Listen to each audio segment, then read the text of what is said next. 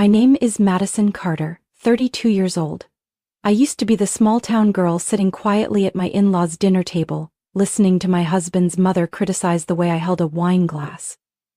I used to be the wife standing at the sidelines of her own life, pretending not to notice the shady messages on my husband's phone, pretending to be happy in a mansion that never felt like mine.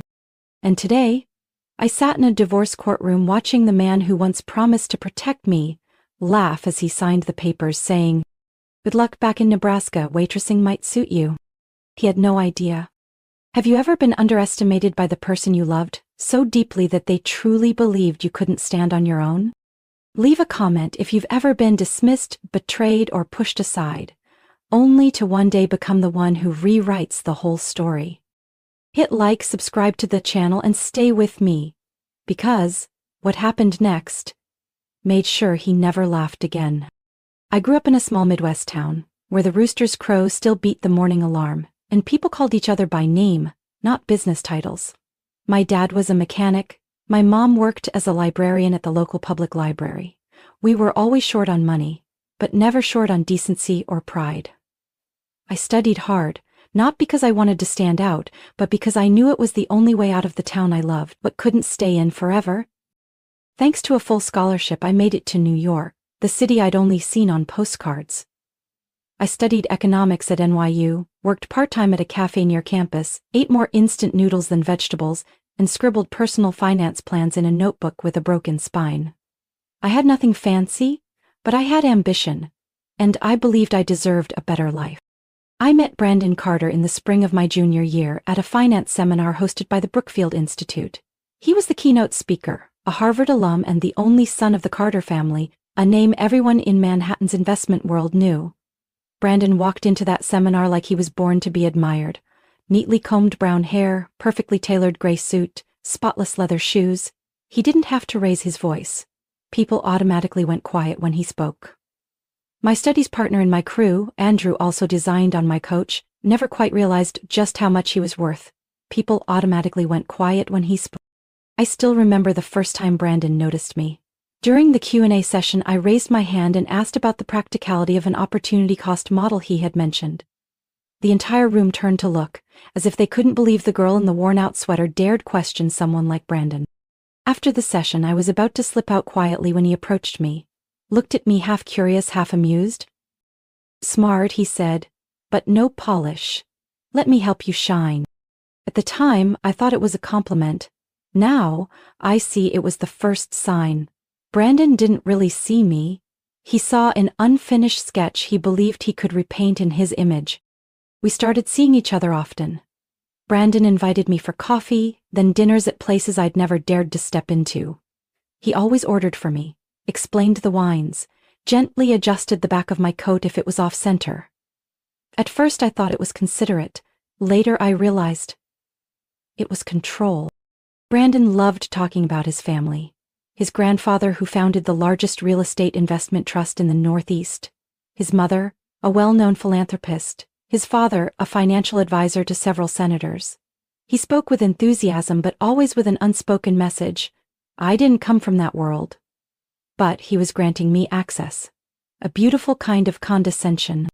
I used to wonder, did he truly love me, or was I just a passing fascination, a girl who stood out because she didn't fit? But when Brandon looked proud of me as I analyzed a market chart, when he stayed up listening to me talk about my dream of starting a financial firm for women, I believed. I truly believed that even if we didn't begin as equals, love could make everything fair. I graduated with honors. Brandon took me out to celebrate at a rooftop bar overlooking Manhattan. That night he gave me a small blue velvet box. Not a ring, but a vintage watch, the back engraved with my name. "You deserve something better than a Casio," he joked. I laughed, hiding the tiny sting inside. Later, I received a job offer from a branch office of an investment firm in Arizona. I was going to turn it down, but Brandon encouraged me to go. "It's an emerging market. You'll have more opportunities without New York's shadow over you," he said. I left New York, carrying love, and his promise that he'd follow soon. Brandon showed up in Arizona 3 months later, with a ring and a proposal under the sky lanterns of the Sedona Festival. I said yes, through tears. At the time, I thought, I must really be lucky. A girl from Nebraska, raised on scholarship money, about to marry a man people envied. What I didn't realize was that somewhere in Brandon's eyes, what remained wasn't love, but a patriarchal kind of pride. As if I was his creation. "Madison," he once said when I wore a floral dress my mom had mailed me from home, "you should try something classier. You're too smart to dress like a cashier." I laughed it off. And I also laughed when he gently suggested I consider stepping back from work to focus on being a wife. His career was entering a critical phase. I laughed because I didn't yet know how to say no, because I still believed maybe he wanted what was best. But now, looking back, each of those remarks, each time he adjusted my hair, each subtle insult disguised as flattery, were all warnings. The only tragedy is, I wasn't clear-headed enough then to understand. Sometimes, love isn't salvation. It's how they get you to forget who you were. Our wedding took place in early October, surrounded by rows of trees just starting to turn golden, at a luxury resort in Sedona. The sky was clear, the breeze soft, the setting picture-perfect, like something out of a romantic film. I wore a classic white lace gown, walking down an aisle strewn with rose petals personally selected by Helen, my mother-in-law, from a list of 3 florists acceptable for the Carter standard. As I stepped into the chapel, Helen leaned toward a relative and whispered, "Brandon could have married a real heiress, but I suppose she'll do." I heard it, and I pretended I didn't. They always spoke about me like I was the last acceptable alternative. Smart but provincial, educated but lacking pedigree.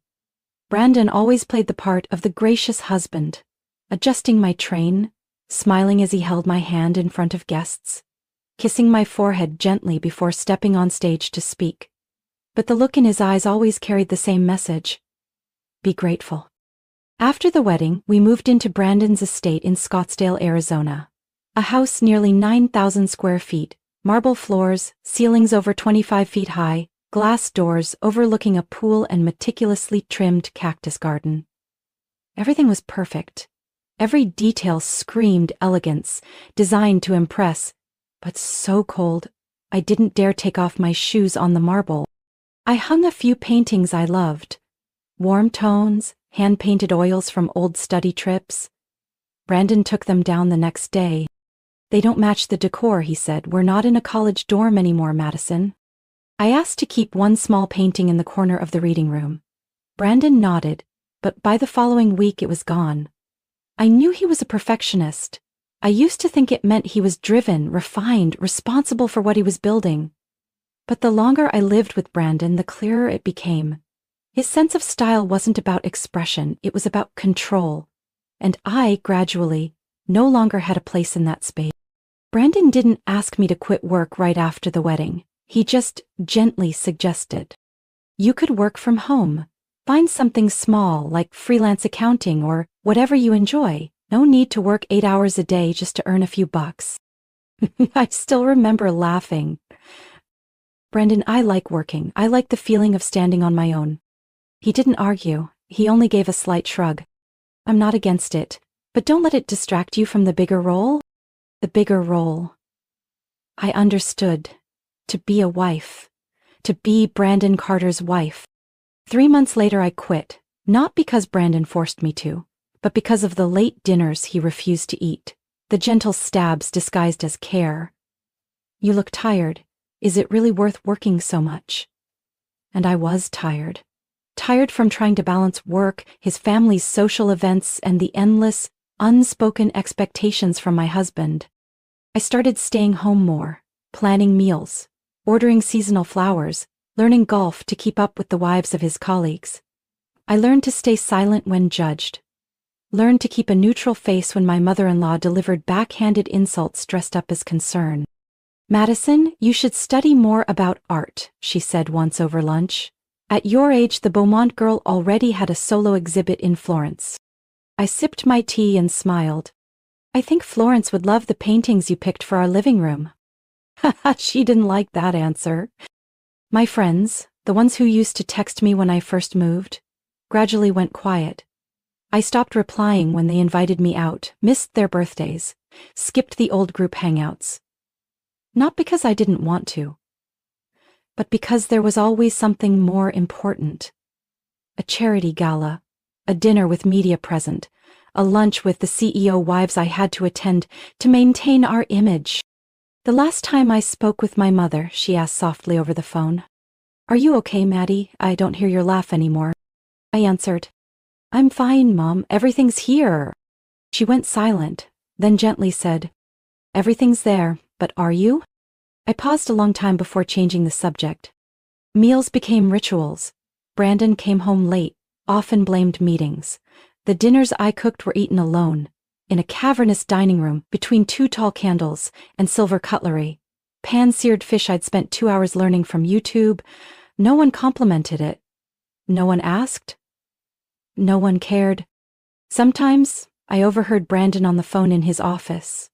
His tone even cold, nothing like the way he used to speak to me, the way he called someone babe, the way he paused when I walked past. I started waking earlier, not to cook breakfast, but to spend an hour on the back balcony, watching sunlight filter through the trees. It was the only time I still felt like a real person. One afternoon, while reorganizing the bookshelf, I found the old notebook I used in college to plan my personal finances. The cover was wrinkled, the writing faded, some pages missing, but when I opened it and saw the numbers, the goals, the hopeful notes from a 20-year-old girl, I broke down crying.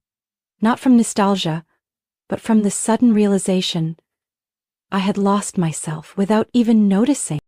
That evening, rain fell over Scottsdale, a rare off-season storm that came fast, forcing me to draw the curtains as water blew onto the balcony. Brandon texted to say he'd be late.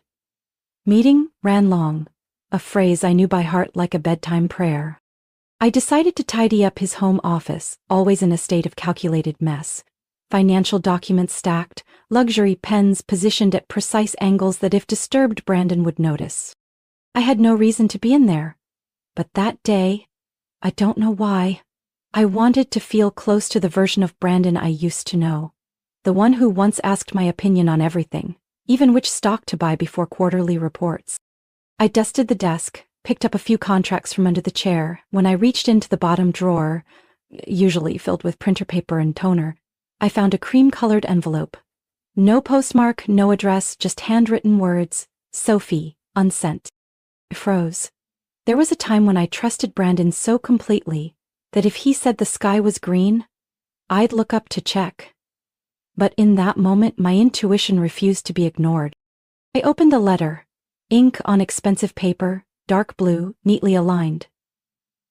The way Brandon always presented ideas in board meetings. But the content wasn't a pitch. It was a confession, laced with promises. "I know you're frustrated I haven't followed through. You deserve clarity, not excuses. Madison still suspects nothing, but I can't keep lying to you. Just a little more time. I'll talk to her after next week's trip. You know I'm not the kind to make empty promises. I've chosen you, Sophie. I always choose you." I placed the letter on the desk, my palms ice cold. A name. An unfinished promise. Proof that my silence in this marriage wasn't the foundation of peace. It was space someone else had stepped into. I sat in his office for nearly an hour, staring at the reflection of my blurred figure in the glass wall. It felt like someone had pulled the rug from under me. That night, Brandon came home as usual, loosened his tie, kissed my forehead, and asked what was for dinner. I looked at him, closely. The small creases around his eyes, the slight lean in his posture after a long day. I started observing, not with the fury of a betrayed wife, but with the clarity of someone searching for truth. Brandon had a fixed habit. Every Thursday night he attended a strategy group meeting, always ended after 9 p.m. I checked his firm's schedule. There was no such group. I reviewed all his recent business trips. He'd been to Santa Fe, Albuquerque, sometimes Denver, but strangely, there were no project documents related to any of those cities on his company's shared drive. a system I could still access thanks to an old login he gave me when I helped with accounting for a charity event. I documented every location, every date, every word he said. I had no concrete evidence yet, but the puzzle pieces were forming a picture I didn't want to see. It came to a head on a Friday night. Brandon came home late, carrying the scent of a perfume I didn't recognize. Sweet, sharp, undeniably feminine, the kind that lingered in our bedroom until the next morning. I pretended to be asleep. When he lay down beside me, I turned my back, and in a nearly unconscious whisper he murmured, "Good night, Soph." I held my breath. He went silent. Neither of us said another word in that room that night. 3 days later I found her, Sophie L. full name Sophie Langley, a financial attorney for Brandon's family corporation since he was still in business school. She was 4 years older than me and had once appeared at a Carter Christmas party during my first visit home with Brandon. She stood beside Helen, and they both laughed a lot. When I walked up, Sophie shook my hand like she was interviewing an underqualified candidate. I remember clearly Helen turned and said, "Madison?" Sophie was often mentioned by Brandon's father. Smart, sharp, and very well liked by the family. I smiled politely, but deep down, something already bristled during that first encounter. Now I understood. It never stopped. I started tracking Sophie's work travel through LinkedIn, internal memos, and corporate filings. Every location Brandon claimed to visit, Sophie had also passed through that same week. These coincidences happened so frequently, they couldn't be dismissed as chance. But I still didn't confront anyone. I wasn't ready. Not because I was afraid to lose Brandon, but because I feared not having enough to leave without being spun into the unstable, jealous, dramatic one. And I knew someone like Brandon wouldn't let go easily, not when his status, image, and professional web all required a polished wife beside him. I needed more than an unsent letter. I needed the truth, and a quiet, deliberate plan. I brewed tea as always, carried it upstairs, rested my fingers on the handle of the cup as Brandon walked in and said he'd be flying to Denver over the weekend.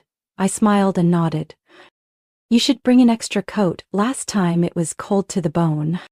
I let the comment pass like it meant nothing.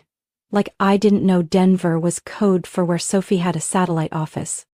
The following Saturday, after Brandon left the house at 7 a.m., I stepped into the small basement office, the one that used to be a forgotten yoga room. I painted the white wall a soft beige, cleaned off an old desk, set up a private computer, and pinned a sticky note above it. "Start. Quietly." I registered an LLC called M. Lane Financial Advisory, Lane being my mother's maiden name, the woman who once managed our family budget alone while my father was unemployed for 2 years. The LLC was registered in Delaware through a third-party service, with no ties to Scottsdale. No email or phone ever linked to me. The startup fund came from part of the allowance Brandon gave me each month, a sum he labeled household budget, like he was sponsoring a charity initiative. I used $800 from it to open a small brokerage account divided into 3 parts: healthcare stocks, long-term ETFs, and a women's health startup focused on perimenopause. Founded by a nurse in Minnesota I read about in a niche investment newsletter. By day I remained Brandon's wife, attending charity luncheons, dropping off muffins to neighbors, fulfilling my mother-in-law's vision of a graceful, socially respected community figure. But every night, when the house was quiet and the bedroom door was closed, I became someone else. I took online classes on marriage law in Tennessee, California, and Arizona. I wrote down every rule about asset division, separate property exemptions, and the anonymous clause in the prenup Brandon once vaguely mentioned. I found it and printed 3 copies. I also discovered a community I didn't know I needed. In a private forum I met women like me, those financially controlled by their gentle husbands. One woman, Emily P., messaged me late one night.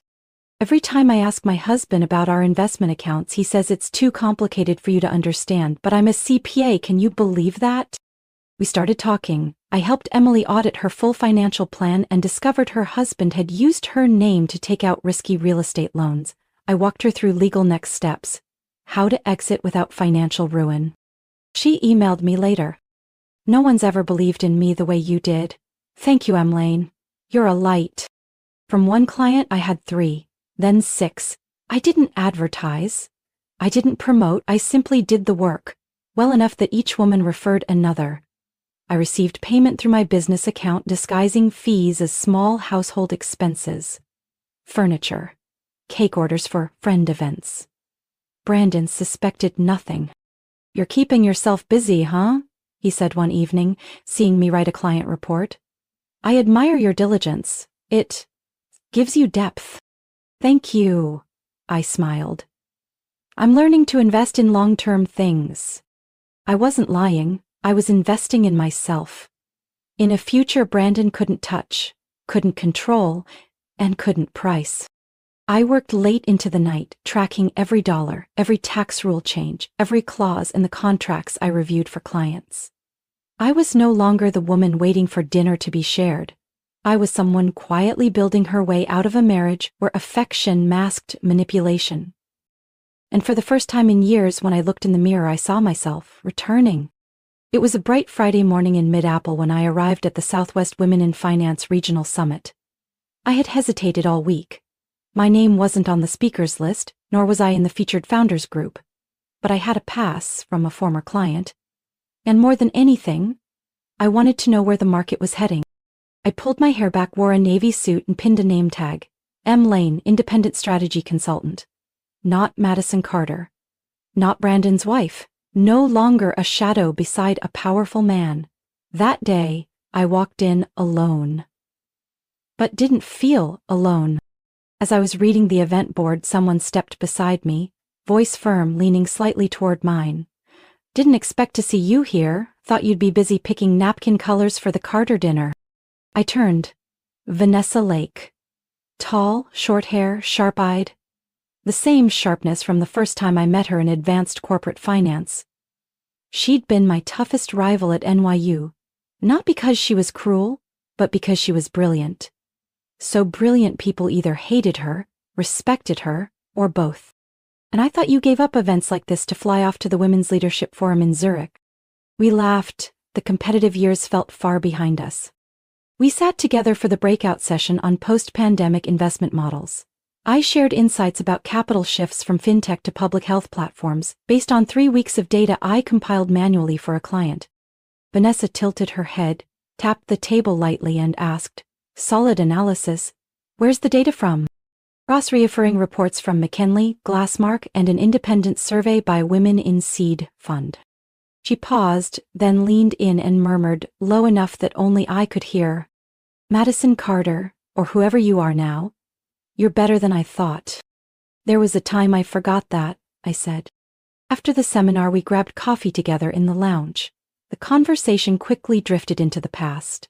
Senior year of college, when Vanessa pitched a fintech project she co-founded, a social credit platform for female entrepreneurs. Brandon, then a summer intern at a major investment fund, altered the funding terms at the last minute. The blow cost Vanessa her lead investor, and she later had to sell the platform for pennies.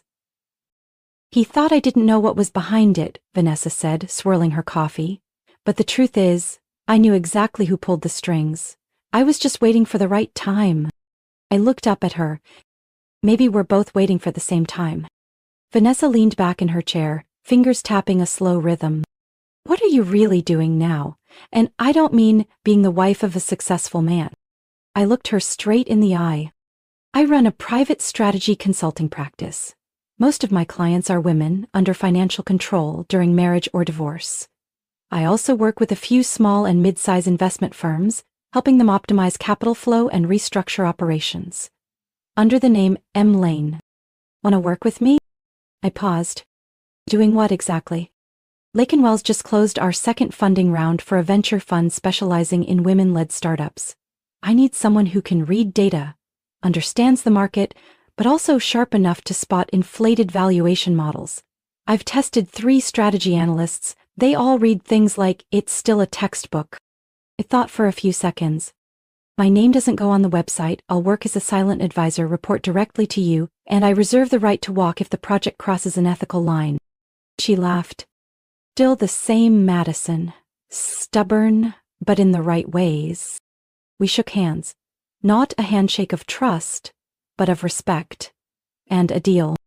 Vanessa sent me an internal file the moment I got home. A startup in Austin valued at 5 times its revenue, claiming to revolutionize financial transactions through AI. I tore through the documents, analyzed cash flow, flagged signs of data manipulation, and sent back a detailed evaluation within 36 hours. Vanessa called, her voice lower than usual. "You're not good, Madison. You're building something big, aren't you? I don't want to spend the rest of my life being the only woman in the room and still expected to stay silent just to make others comfortable." She laughed, a real one this time. "Welcome to the team." From that day on, I began working with Vanessa. Each week, I sent 3 to 4 in-depth analyses along with investment adjustment recommendations. Some turned into immediate strategies, some sparked debates with the core investment team. But most important of all, I was entering a world Brandon believed I could never understand. I told Brandon I'd be heading to Tucson that weekend for a women's business development summit. He seemed distracted, like calculating something. "Good. You should expand your network. These things suit you." I didn't say the summit had been canceled. I didn't say the suitcase I packed the night before only held a few sets of sleepwear and a notebook. I needed Brandon to believe I was going far away. The more certain he was, the more careless he'd be. I rented a short-term apartment 10 minutes from home. The week before, I'd installed a mini camera system around the house. Wireless, app-controlled. One in the living room, one in the kitchen, one hidden inside a ceramic vase in the second-floor hallway, facing the bedroom door. I wasn't hoping to catch something explicit. I only needed proof. That my suspicions weren't made up. That the man who once held my hand and promised a decent life was using me as a prop to maintain his image. On Saturday, I left the house early, drove around the city for a while, then returned to the temporary apartment. I didn't touch my phone for 3 hours. No screen, no texts, no calls. I had coffee alone, jotted a few thoughts in my notebook. By early afternoon, my phone lit up, motion alert. First floor hallway camera, door opened. Brandon walked in, Sophie followed. I opened the living room feed. Sophie took off her coat, her blonde hair tied neatly, her dress fitted tight with confidence, her steps unhurried. "I thought she really left," Sophie said, placing her purse on the couch. Brandon laughed, unfastening his watch, walking to the bar to pour 2 glasses of wine. "She did. She's a good girl, doesn't suspect a thing." Sophie raised an eyebrow. "You're still living under the same roof with her and brought me back here?" Brandon walked over, handed her a glass. "Look, Madison is the kind of woman who lives for appearances. She's not going to make a scene. I just need to keep up this ideal husband image for a few more months, for the upcoming media grant cycle. After that, it's done." "You said that last month," Sophie pressed. Brandon sighed. "You don't understand media, Soph. People eat up successful marriages. They hate drama. If I announce a divorce right now, the entire humanitarian finance campaign my family fund is running would blow up. I can't let that mess up Carter Equity's IPO." I sat frozen, my fingers digging into the armrest of the temporary sofa, lips pressed to keep any sound in. Sophie leaned on the armrest, angled toward Brandon. "And what about me? Still the woman in the shadows?" Brandon stepped closer, placing a hand on her back. "Just a few more weeks, I promise. You think I enjoy pretending to be the loving husband? Sometimes it felt like you were starting to believe your own act." Brandon chuckled, voice lowered. "She's no match for you, Soph. She graduated top of her class, sure, but she builds her life on tiny ideas. No real power. The kind of woman you could mold, keep presentable, and above all, convenient." I saved the footage, the entire conversation, backed it up to 3 separate drives. One was scheduled to send via email to the divorce attorney I'd consulted, one I kept locked in a safe, and one I printed the transcript and filed it neatly into a legal folder titled "Everything He Didn't Think I Knew." 3 days later, I invited Brandon to dinner at home. A calm, quiet evening like 100 before. I cooked his favorite dish, butter lemon cod with wild mushroom risotto. I poured Bordeaux, the same kind he always chose, and wore the cream knit dress his mother once complimented as elegant, right for a Carter daughter-in-law. Brandon was cheerful. He thought I was still the Madison he could control. Midway through the meal, I placed a yellow envelope on the table. Inside was a transcript of the conversation and a formal letter from my attorney's office requesting the initiation of divorce proceedings. Brandon opened it and read. His face remained unchanged for the first 20 seconds. By the third line, his eyes jerked upward, and when he flipped to the final page, where the line "She's no match for you, Soph" was printed in bold, I saw something in his expression for the first time. Fear. "What are you planning to do with this?" he asked, voice raspy. "That depends on you," I replied. "If you want a fight, I have more.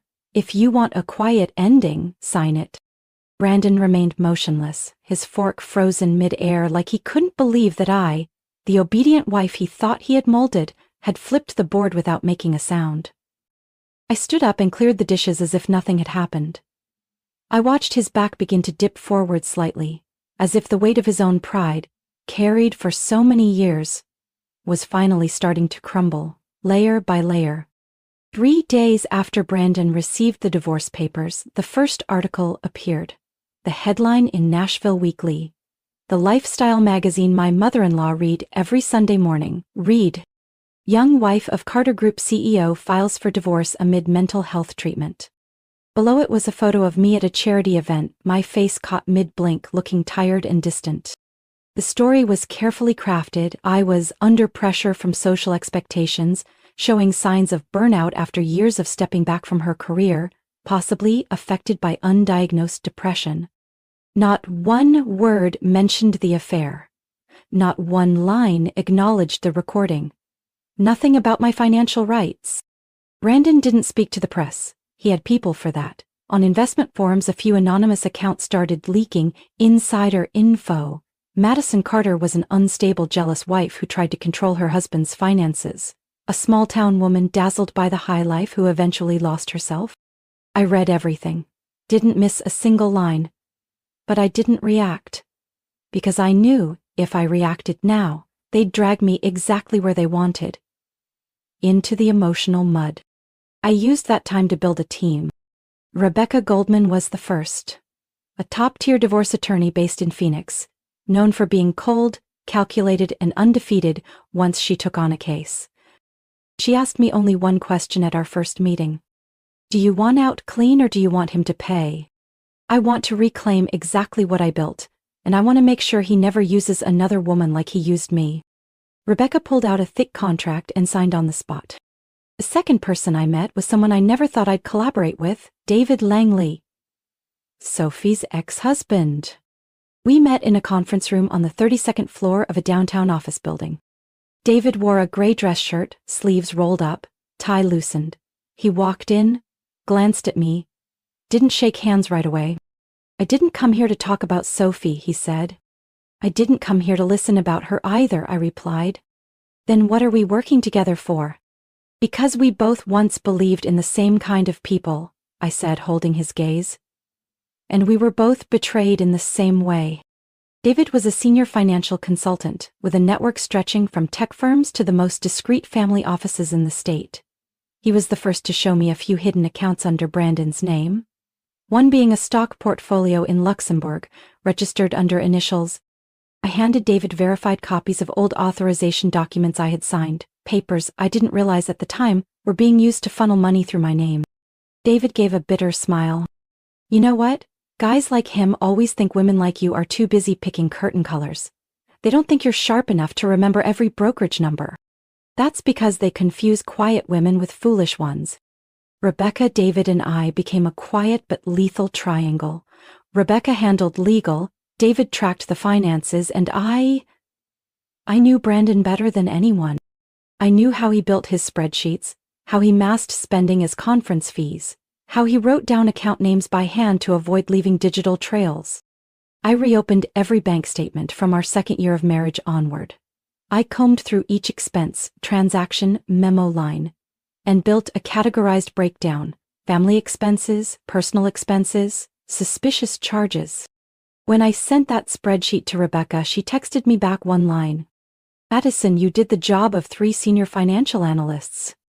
While Brandon portrayed himself as the wounded husband, I quietly submitted evidence to the court: consulting contracts, investment invoices, intellectual property rights registered under M. Lane, with proof that Brandon had never contributed a single dollar or asset to it.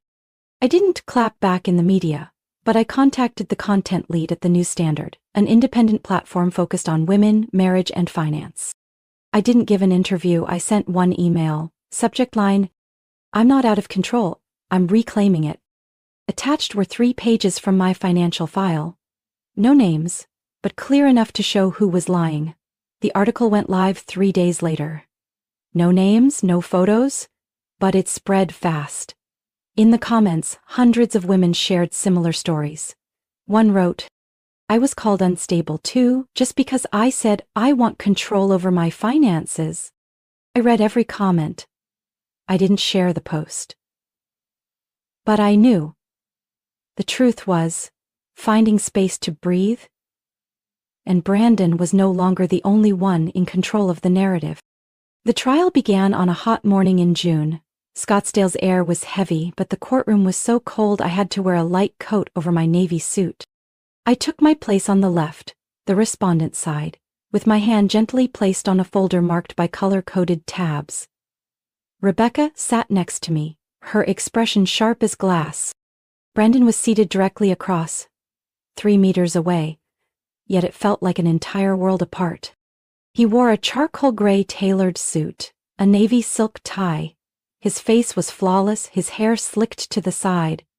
To an outsider, he looked like a heartbroken husband. And indeed, during the opening statement, his attorney, a silver-haired man with a warm, measured voice, told a completely different story. Mr. Carter has always prioritized building a life and family.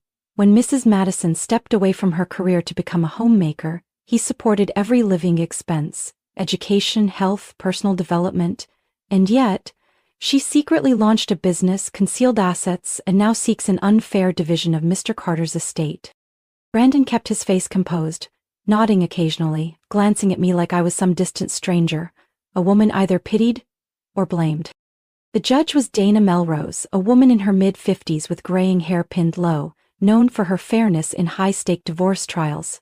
She showed no emotion. Didn't interrupt. Let Brandon's team speak all the way through. Then finally turned to Rebecca. Rebecca didn't say much. She stood and placed a thick folder on the wooden table.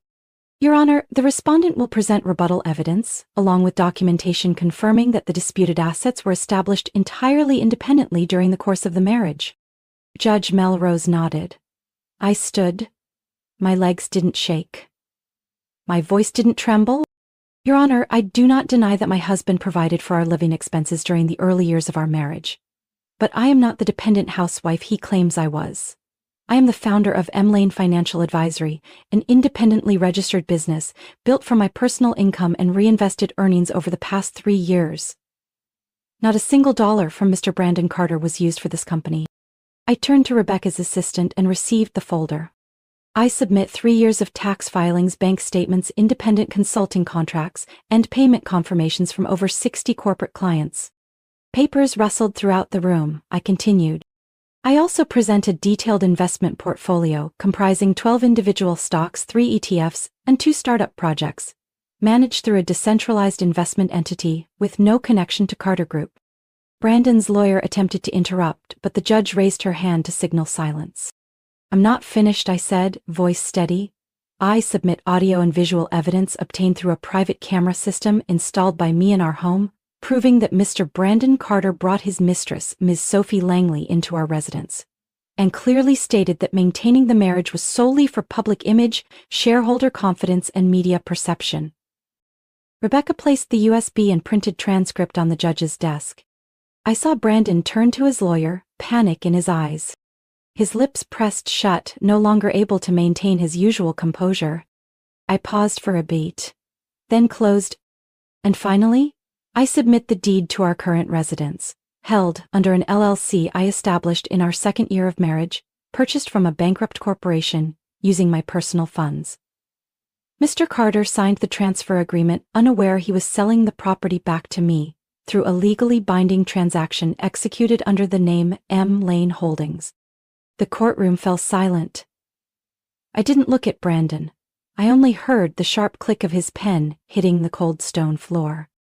"Mrs. Carter," Judge Melrose said, I will need time to fully review this documentation, but in principle, if these assets were built, managed, and maintained independently, with no financial contribution from the petitioner, they qualify as separate property. Brandon's lawyer stood, voice raised. Your Honor, our side has received no prior notice regarding these assets. We request additional time to verify. Rebecca responded calmly. The respondent followed all legal protocols regarding disclosure, and we have proof that the petitioner was previously notified and chose to ignore it. Judge Melrose flipped through the documents, her eyes scanning the figures sharply. She closed the folder and looked directly at Brandon. Mr. Carter, do you have anything to say? Brandon stood, his face was pale. I didn't know. She never... That's exactly the problem, Judge Melrose interrupted. You never knew, and you completely misjudged the woman you lived with. That is not Mrs. Carter's fault. I lowered myself into the chair, finally letting out the breath I'd been holding since I stood. Rebecca placed her hand over mine and gave it a light squeeze. We both knew the silence was over, and the truth, at last, had a voice. 1 year later, I stood backstage at Carnegie Hall, holding a slide clicker as the MC's voice echoed beyond the curtain. Please welcome the founder of Clearline, Madison Lane. I stepped into warm applause. Golden lights lit the stage. The large auditorium stretched into darkness before me, hundreds of faces waiting for a talk about finance. But I wasn't here to speak about numbers. I was here to talk about something I once didn't dare name. Freedom. I was once the wife of a very successful man, I began, my voice clear and steady, no notes needed. I lived in a 3-story mansion, held a platinum credit card, appeared on every luxury charity guest list in Scottsdale. I had everything, except myself. Behind me, a photo appeared on the screen, me at 27, standing next to Brandon at a gala. I wore a deep navy dress, smiling politely, a perfect smile. But I remembered that night. I cried alone in the restroom after his mother called me an eyesore in front of her friends. We're taught that successful women balance it all, but in truth we're expected to sacrifice in silence. The fewer our demands, the more acceptable we become. I paused, looking out at the audience. I'm not here to tell a story about winning a divorce, because legally speaking, I didn't win anything. I just stopped losing. Oh, to myself. The next slide showed a line chart from an initial $800 investment in a health tech startup to today. A portfolio worth over $11 million spanning fintech, education, and public health. This isn't an achievement, it's evidence that you don't need the perfect background to begin. You just need one decision, that from today forward you'll no longer hand your future over to someone else. I spoke about Clearline, the organization I founded 6 months after the divorce trial. A free platform helping women who've left controlling relationships or marriages learn to budget, understand asset rights, and rebuild financial independence. It started as a weekly newsletter. Now it has nearly 300,000 subscribers and over 20 expert advisors nationwide. We don't call women who've been hurt victims, we call them survivors. I stopped, letting the words settle into the room. Brandon's name was never mentioned in the talk, but everyone knew. He now appeared on Forbes Under Fire's list of fallen entrepreneurs after being caught falsifying corporate asset reports, thanks to a whistleblower introduced accidentally by David Langley. The house he once mocked as just a name on paper was sold to repay defrauded investors. Sophie vanished from the public eye. Her lawyer issued a statement claiming she was not involved. I ended the talk slowly, each word deliberate. I'm not standing here today because I'm better than anyone. I'm standing here because I stopped trying to become someone to be loved and started investing in myself. The auditorium held still. Then came the applause, not loud but deep and sustained. Women in the front rows stood. I saw a silver-haired woman crying, holding her daughter's hand, maybe 20 years old. They nodded at me as I stepped off stage. Freedom isn't a luxury, it's something I had to dig out from the ashes of a glamorous life I never truly lived. I tell my story not to prove I'm stronger than anyone else, and not to turn pain into a victory badge. I tell it because I know someone is sitting in a quiet kitchen right now, holding a cold cup of tea, wondering, am I the only one who feels lost in my own home? Maybe you've never been in a courtroom. But maybe you've had your feelings questioned. Maybe you loved someone so much you forgot how to recognize yourself fading away. So tell me, have you ever had to choose between comforting silence and a truth that hurts? Have you ever had to walk away not because you wanted to, but because staying meant erasing who you are? Share your story in the comments. Nothing is too small. No one is too invisible. Because every woman who finds her voice becomes part of a change bigger than any of us imagine. If this story resonated with you, follow the channel so you won't miss the next journey. Stories about family, dignity, and freedom. Not as a slogan, but as something real.